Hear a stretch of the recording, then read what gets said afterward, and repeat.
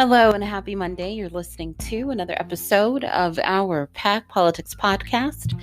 Our podcast is brought to you by our organization, our United Resource PAC. If you don't know, we are a tax-exempt political organization. Hi guys, I am your host, Brittany McDowell. And again, thank you so much for tuning in today, this Monday morning. Guys, you only had one episode from me last Monday. So it's been a week since you've heard me, and I hope you are doing well. I hope you had a fantastic, but hopefully isolated Thanksgiving. We're trying to stay safe, right? We were off on last Wednesday and Friday, which is why, again, you have not heard from me in a week. So that said, today I have not too lengthy of a show for you. The show we had last Monday was kind of like a flashback. It was about gratitude, about the fact that I totally have been keeping it real with you guys, telling you the truth. But we're going to get back to our kind of regularly scheduled program here. Today, I want to focus on the fact that COVID is not just currently on the rise, but it's expected to rise even more. And with the numbers on the rise, I want to focus on what it is that Nancy Pelosi can potentially do to help American people. And again, I want to stress the word potentially. Really, the ball is in Nancy's court because quite frankly, last time when the same thing happened, the ball was in her court and she didn't play her cards right. But anyhow, what it is that she can do is something that I really don't see how she justifies not. But you know what? Let me stop rambling. Let's go ahead and let's get into the show. Let me tell you what Nancy Pelosi can potentially do to help her fellow Americans during this time of rising COVID cases. Because it's not looking too good right now, and it certainly is not going to be looking too good in the next few weeks for the American people. So sit back. This won't be a long show. Let's get this show started.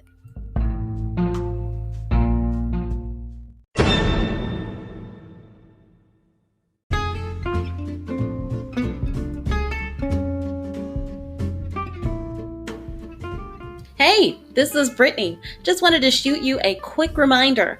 Look in the description box of this episode and you can find a link to our website.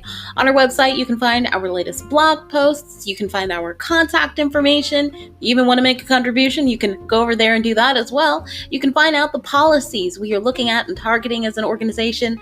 You know, I say all the time that we are a tax-exempt political organization. If you want to know more about that, again, go on over to our website, our-pac.com, where you can find out everything you want to know. You can do everything you want to do.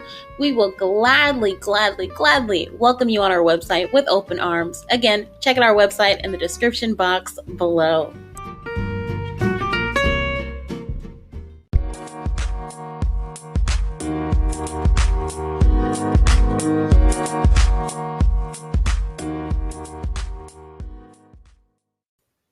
So the number that we're dealing with is 13.3 million. There have been more than 13.3 million people here in the United States that have contracted COVID-19. And out of those 13.3 million, roughly 266,000 of them have died from COVID-19 and its complications. I personally know 2 people who have died. I personally know 29 people who have had COVID-19. And as bleak as those numbers are, as bad as things sound, things are expected to get worse. And they're expected to get worse because of the season in which we find ourselves. You heard me during the intro mention how, hey, we were off for Wednesday and Friday of last week because of Thanksgiving. And if any of you watched the news over the weekend, you saw many, many, many Americans traveling during the holiday season. And I remember reading Matter of fact, last night when I was in the bed, I know it's a bad habit, but I was reading an article on my phone that I want to say it was the Biden administration, or soon to be Biden administration, referencing that, hey, those of you who went and saw your family and friends and got together on Thanksgiving, expect that some of you are going to find yourself in the ICU pretty soon in the next few weeks, next few days, right? That's pretty bleak, but in the words of our current COVID in chief, it is what it is because of the decisions some people have made, right? They made decisions to come out of isolation and expose themselves and others to this deadly contagion. And so, because of that, we find ourselves in a situation where obviously Thanksgiving was last Thursday. It will probably be a few more days, upwards of about a week, before the numbers we start seeing are a reflection of people who got exposed to COVID-19 and contracted COVID-19 due to their Thanksgiving interactions and Thanksgiving travels.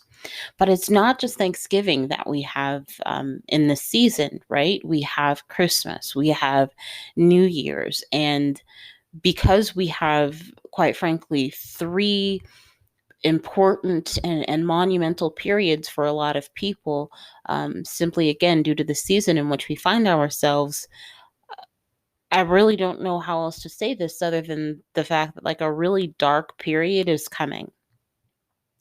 And quite honestly, the question that I pose is, at what point do,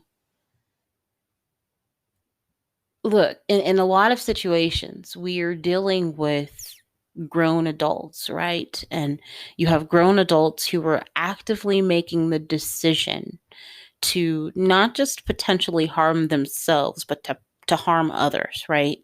At this point, you can't really use that, ignorance kind of.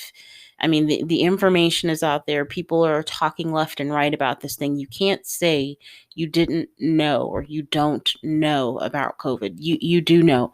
But the question I posed is, what do we do at this point? I'm pretty sure some of you have heard the stories about nurses treating COVID patients who, while they are actively struggling to breathe, are like denying reality, saying, I don't have COVID, or, oh, this is just the flu, or, and they're gasping for air. Like, at what point do we start saying, well, hey, maybe we need to bring mental health professionals into this conversation, because people are completely detached from reality, right? People can have different opinions, but at a certain point, when people start operating from a point in which they have their own set of facts, and it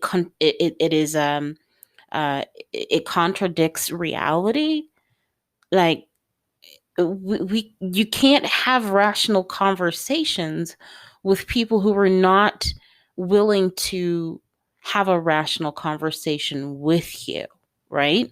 So what do we do about that? I mean, we are the land of freedom, and this land of freedom is one in which people have fought for their freedoms. They've died for their freedoms, and some people consider um, they consider the ability to not wear a mask a freedom, as crazy to me as that sounds. But if people are viewing what is going on as kind of a thing about personal freedoms, how do you contend with that when their whole idea of America is built upon personal freedom, right? Personal freedom with a gun, personal freedom with your, vagina, personal freedom with your money, personal freedom. Like, personal freedom is the name of the game here. So how do we, I don't know. I don't know. I think we're at a point where we really need to have some difficult conversations. But again, I think at a certain point, some of the people we need to ask to join us in those conversations need to be like mental health professionals, because we cannot have a rational conversation with people who are refusing to be rational. you're not going to get anywhere. We're going to tire ourselves out. They're going to, they say, you don't get in the mud with the pig because the pig is going to enjoy being in the mud. Well, you're basically not. That's not exactly what it says, but there's some sort of quote that says that. But, the people who are even like, my gosh, sorry, I thought I had that notification off. Even when you watch some of these videos that you catch online of people who, now I will openly say that no, I don't think that if you are not an employee of an organization, you should not be walking up to a stranger telling them to wear a mask. I have seen too many examples of I read an example of someone getting stabbed in the neck. I read an example of someone having a gun pulled on them after they left the building. So, if you're not an employee, I really don't advise you walking up to a stranger telling them, "Yo, put on a mask." But if you see some of those videos, and I want you to look at look in the eyes of the people who are refusing to wear a mask, the people who are being asked to put on a mask. I promise you, if you look in their faces, they literally they enjoy the confrontation. They want the confrontation. Quite frankly, some of them, I'm not convinced that they don't go out there actively seeking that conversation. Again, do not get in the mug with a pig, because you are going to find yourself dirty and the pig is the only one enjoying it. But so, anywho, reeling myself back to the time in which we find ourselves with Thanksgiving and with Christmas and with New Year's, a dark period is coming. So, what do we do about it? Right? Um, because it's not just a matter of people deciding, oh, I don't care if I get it because it's just the flu. Like, we're dealing with something that can hurt other people. Some people have it.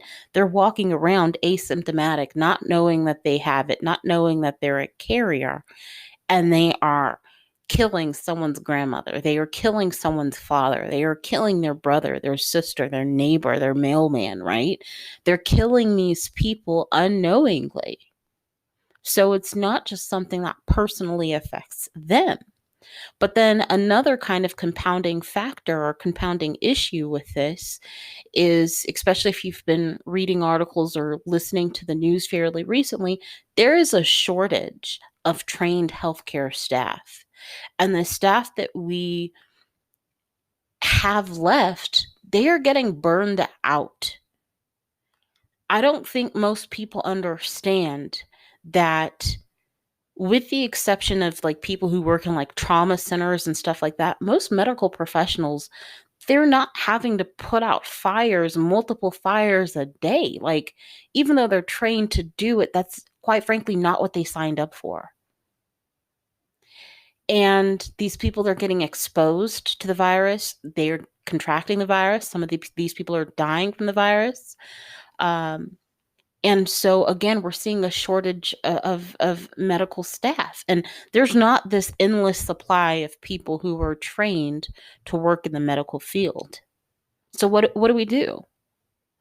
I was in a forum online, and a gentleman was talking about his experience having contracted COVID, and he said that he literally would be in his room, and it would be 5 to 6 hours that he would go without seeing a nurse or anybody come into his room. And when you think about, I have a family member who was dealing with a very severe medical issue. And, I came to know that medical professionals, especially when someone is admitted into the hospital, obviously they're not in there every second, but they do try and like around every hour, something, depending on the severity of the issue that the person is dealing with, right? But 5 or 6 hours, especially when you're talking about something that really affects the person's respiratory issues, and this is someone who was having a problem breathing, who was receiving high flow oxygen through one of those cannula thingamajigs, and he didn't see anyone for 5 to 6 hours. Initially, when I read that, I was furious. I was like, how dare these people? How dare these people leave that man? But then I had to catch myself, and I had to say, you know what, Brittany? You can't be mad at them. These people, I do not feel for one moment that they intentionally left that man there. I think what they were contending with was a hospital full of patients. Some people out dealing with COVID. Some people probably did. And they just had to deal with the resources that they had available, resources including people. And they could only see that man every 5 to 6 hours. Now, if they actively made the choice not to see the man for 5 to 6 hours, that's absolutely deplorable. That's bad care, right? But I do not believe, especially with what I have come to see now. Obviously, you can't paint everybody with a good brush or a brush and say, "Oh, everyone's good, everyone's bad." But I think for the most part, medical professionals are not some, horrible people who are saying, "Oh, let me leave this man on oxygen in his room for 5 to 6 hours." I don't think that for a second. But anywho, so that's what we're dealing with. So where am I going with all of this, right? Because I have to be going somewhere, right? This show today is about Nancy Pelosi. We're coming up on the 11th of December. We are coming up on a point at which our government needs to, in so many words, be refunded, right? Like we need to authorize funding for our government. Otherwise, if we don't, the government ceases to run. Now, obviously, certain things are going to continue, right? Like if you are on Social Security, so on and so forth, that stuff is going to continue. But other things are going to be affected. We had this happen a few months ago. And when this happened, a lot of people were saying, look, Nancy Pelosi should not agree to fund the government without getting stimulus passed. And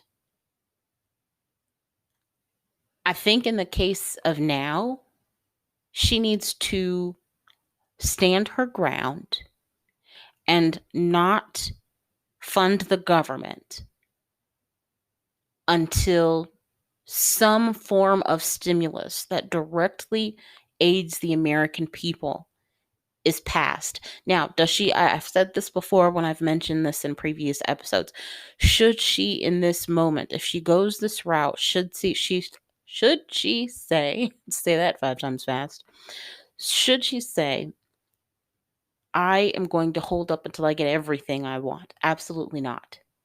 She just needs to kind of aim for the bare minimum that will be effective and efficient in this moment to carry us over until we get to the Biden administration. Last time, when this happened a few months ago, I really don't believe that Nancy Pelosi, especially when you consider the hopium that she was trying to sell people on. I think there was an element of, at a certain point, Nancy knew that we weren't going to see stimulus, but this happened so many months ago that I think that this was during a time where she genuinely was holding out and hoping that we were actually going to see a stimulus package passed. But I think she was operating under the assumption that when it comes to the other side, the Republicans, that they were acting in good faith and that they would eventually, well, let me go ahead and fund the government, and eventually the Republicans will come to the table and we'll be able to get a stimulus package passed. I do not believe at that time, again, that she genuinely didn't think that the Republicans were going to somehow work it out with her eventually. But where we are right now, Nancy Pelosi cannot operate in that same frame of mind. She has to be fully aware that Republicans are not acting in good faith. She has to be fully aware that she cannot hope and change her way to something actually being done. Nancy Pelosi cannot. Now, a lot of people will tell you she hasn't been playing nice, and I think that she has done a phenomenal job in some respects during this kind of entire negotiation thing that we've been seeing, right? If that's what we're going to call it. But in this respect, when it comes to assuming that the other side is going to play nice, Nancy Pelosi can't do that because that doesn't work. The best predictor of a person's future behavior is their past behavior. And their past behavior, the Republicans' past behavior is give us what we want. We want to fund the government and we don't want to do anything for you. She has got to hold her ground and say, I need the very minimal form of stimulus attached to this so we can get something to the American people if you want me to fund this government. Quite frankly, this is the equivalent of trying to bring a knife to a gunfight. You can't do that. Nancy Pelosi, for the American people, has to, she has to say, I am unwilling to fund the government on December 11th unless we get some minimal pieces of stimulus attached to this. I'm just not doing it. And as Americans, we need to be willing to support her. Because without this happening, we're not going to see anything until potentially January. And even then, it won't really be in effect probably for a month or two. So we're going to be at the end of Q1 of 2021. This is really our last and final opportunity to get a minimal amount of stimulus passed to hold us over. So we absolutely need this. We're depending on Nancy Pelosi. We're absolutely depending on it. And she has to be willing to do it by any means necessary.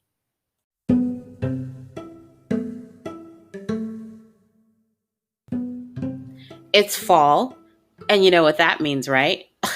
You can find us on Facebook.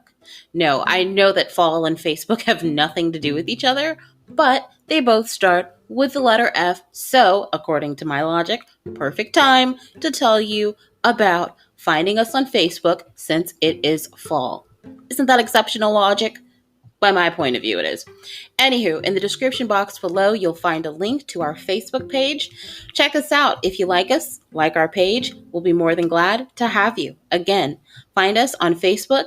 Look in the description box below for the link.